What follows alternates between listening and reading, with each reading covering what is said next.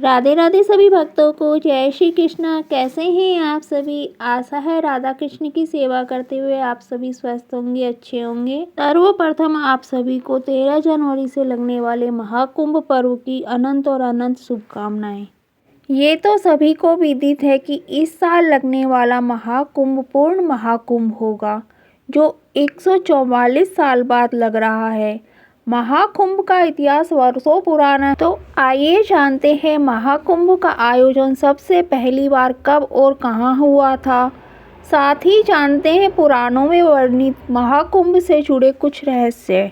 महाकुंभ करोड़ों श्रद्धालुओं की आस्था का प्रतीक है। महाकुंभ सिर्फ एक मेला नहीं है, बल्कि यह आस्था, परंपरा और हिंदू संस्कृति का संगम है।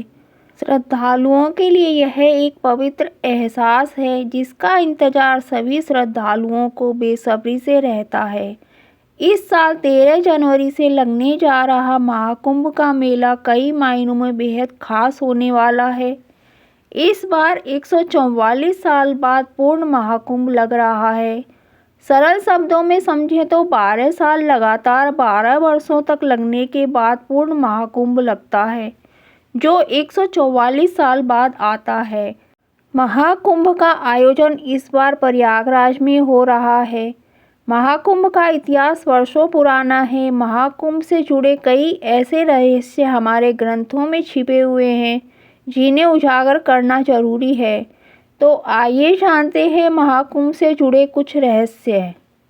कुछ ग्रंथों में उल्लेख है कि सतयुग से ही इस मेले का आयोजन किया जा रहा है।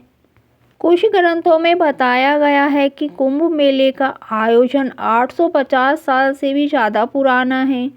आदि शंकराचार्य द्वारा महाकुंभ की शुरुआत की गई थी।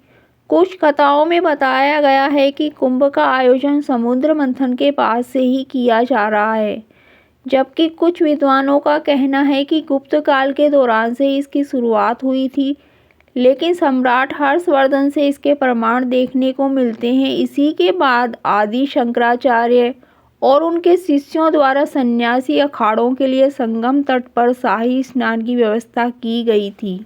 मान्यताओं के अनुसार समुद्र मंथन के दौरान जब अमृत कलश बाहर आया था, तब देवताओं और राक्षसों के बीच तनातनी और संघर्ष को कम करने के लिए भगवान विष्णु ने मोहिनी अवतार लिया था। इसके बाद जब देवताओं और राक्षसों के बीच संघर्ष काफ़ी ज़्यादा बढ़ गया, तो उन्होंने इंद्रदेव के पुत्र जयंत को यह अमृत कलश सौंप दिया। जयंत कौवे का रूप धारण कर राक्षसों से अमृत कलश को लेकर उड़ गए थे। जब वह कलश को लेकर भाग रहे थे, तो अमृत कलश से कुछ बूंदें प्रयागराज, उज्जैन, हरिद्वार और नासिक में गिर गई थीं। जहाँ जहाँ अमृत कलश की बूंदें गिरी, वहाँ वहाँ कुंभ मेले का आयोजन किया जाता है। जब जयंत कोए के रूप में अमृत कलश को लेकर जा रहे थे, तो उनकी जीभ पर भी अमृत की कुछ बूंदें लग गई थी, जिस वजह से कौवे की आयु लंबी होती है। ऐसा कहा जाता है कि कौवा जब भी मरता है, तो दुर्घटना में ही उसकी मृत्यु होती है। अमृत कलश लेकर जब जयंत भाग रहे थे, तो कुछ बूंदें प्रयागराज, उज्जैन, हरिद्वार और नासिक में अमृत की बूंदें गिरी थी, इसलिए यहाँ कुंभ का आयोजन किया जाता है। इसके अलावा अमृत की कुछ बूंदें दुर्वा घास पर गिर गई थी, जिस वजह से दुर्वा को पवित्र माना जाता है और सर्वप्रथम पूजनीय देवता गणेश जी को अर्पित किया जाता है। सभी के मन में एक प्रश्न यह भी आता है कि महाकुंभ मेला क्यों 12 साल में एक बार आयोजित किया जाता है और इसकी तिथि कैसे तय होती है। इसके पीछे धार्मिक और खगोलीय कारण हैं। समुद्र मंथन के दौरान देवताओं और असुरों के बीच 12 दिनों तक युद्ध हुआ था। देवताओं का एक दिन पृथ्वी की 1 वर्ष के बराबर माना जाता है, इसलिए 12 देवताओं के दिनों का अर्थ है पृथ्वी के 12 वर्ष। इसी खगोलीय गणना के अनुसार 12 साल बाद महाकुंभ मेला आयोजित किया जाता है। जब बृहस्पति वृषभ राशि में होता है और सूर्य मकर राशि में गोचर करता है, तब प्रयागराज में कुंभ मेला आयोजित किया जाता है। हरिद्वार में कुंभ मेला तब आयोजित होता है जब बृहस्पति कुंभ राशि में और सूर्य मेष राशि में होता है। नासिक में कुंभ मेला तब लगता है जब सूर्य और बृहस्पति सिंह राशि में होते हैं, इसलिए इसे सिंहस्थ भी कहते हैं। उज्जैन में कुंभ मेला तब आयोजित होता है जब बृहस्पति सिंह राशि में और सूर्य मेष राशि में होते हैं, इसलिए इसे भी सिंहस्थ ही कहते हैं। उल्लेखनीय है कि एक और जहां नासिक और उज्जैन के कुंभ को आमतौर पर सिंहस्थ कहा जाता है, तो अन्य नगरों में कुंभ, अर्धकुंभ और महाकुंभ का आयोजन होता है। अर्धकुंभ मतलब आधा। हरिद्वार और प्रयागराज में 2 कुंभ पर्वों के बीच 6 वर्ष के अंतराल में अर्धकुंभ का आयोजन होता है। इसी तरह प्रत्येक 12 वर्ष में पूर्ण कुंभ का आयोजन होता है। जैसे मान लो कि उज्जैन में कुंभ का आयोजन हो रहा है, तो उसके बाद अब 3 वर्ष बाद हरिद्वार, फिर अगले 3 वर्ष बाद प्रयागराज और फिर अगले 3 वर्ष बाद नासिक में कुंभ का आयोजन होगा। उसके 3 वर्ष बाद फिर से उज्जैन में कुंभ का आयोजन होगा। इसी तरह जब हरिद्वार, नासिक और प्रयागराज में 12 वर्ष बाद कुंभ का आयोजन होगा, तो उसे पूर्ण कुंभ कहेंगे।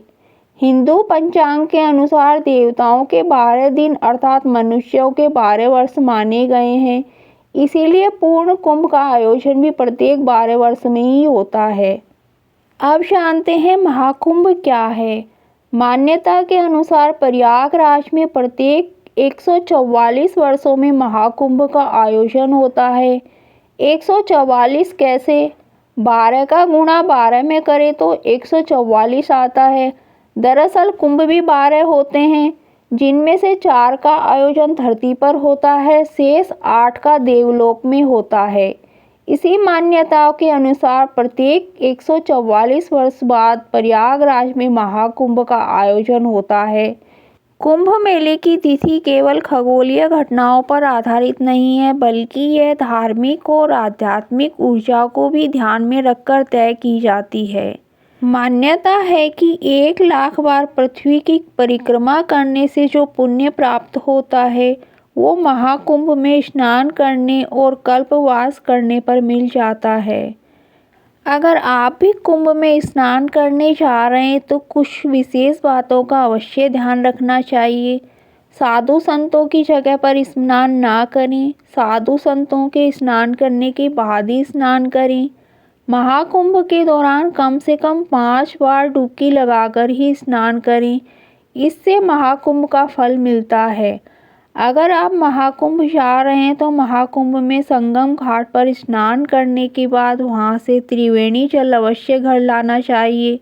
इसके अलावा संगम की मिट्टी को किसी मिट्टी के बर्तन में घर लाना चाहिए। इसे घर के मुख्य द्वार और पूजा की जगह रखना चाहिए। महाकुंभ में शाही स्नान की तिथियां भी विशेष होती हैं। पहली शाही स्नान की तिथि है 14 जनवरी को मकर संक्रांति पर। दूसरी तिथि 29 जनवरी को मानमौनी अमावस्या पर है। तीसरी 3 फरवरी को बसंत पंचमी पर शाही स्नान किया जाएगा।